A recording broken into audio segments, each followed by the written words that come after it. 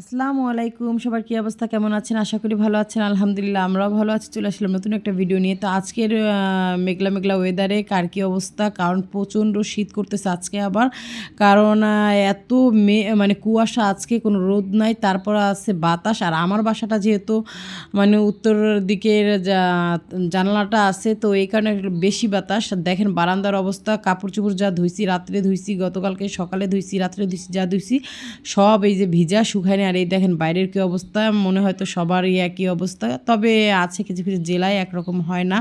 আমাদের এখানে যেমন মেঘলা ওয়েদার যেদিন থাকে ওই দিন আবার গ্রামে বোনকে ফোন করলাম, বোন বললো বা না বরাবর আজকে রোদ উঠছো, তো এরকমই আর কি। যাই হোক, তো এর ভিতরে কী কাজ করব, গতকালকে অনেক কাজ করছে। আর ঘর যেহেতু আমি রেগুলার মুছতে পারি না, তো সেই কারণে একদিন মুছলে 2 দিন এমনিতে চলে যায়। তো গতকালকে ঘর মুছছি, আর ঘর মুছতে মুছতে আমার 1 ঘন্টা লেগে গেছে। তো এই দেখেন ঘর দুয়ার গুছটুস করে সকালবেলা ঘর দুয়ার ঝাড়ু টাড়ু দিয়ে আর ইরামণি আবার ঘুমাইছে। তো যাই হোক, ঘুম পাড়াইয়া দিয়া ছেলেকে আবার পড়তে বসালাম। ছেলের আবার SW বাকি ছিল, তো মিস আবার যেহেতু মিস হয়েছে গিয়ে নিচতলায়, নতুন বাসায় নিচতলায় পড়তে দিছি।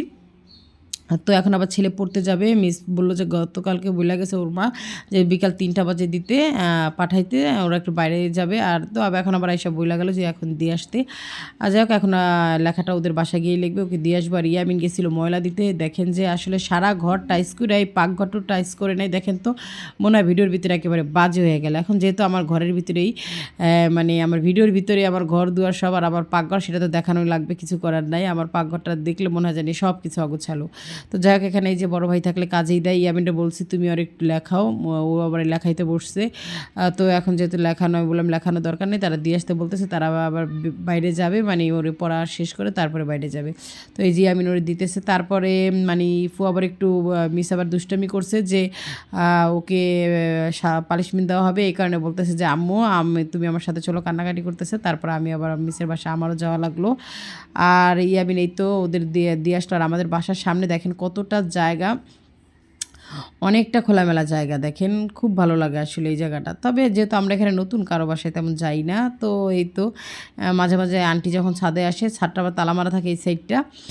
তো বাড়ির আন্টি যখন আসে তখন আবার আমি আন্টির সাথে একটু ছাদে গিয়ে গল্প করি। আন্টি আমাদের খুবই ভালো মনের মানুষ। আসলে মানুষের সাথে অনেক দিন মিশা লাগে না, কিছুদিন মিশলেই একদিন ভালো করে মানুষ চিনতে পারলে একদিন চললেই মানে বোঝা যায় সে কেমন মানুষ।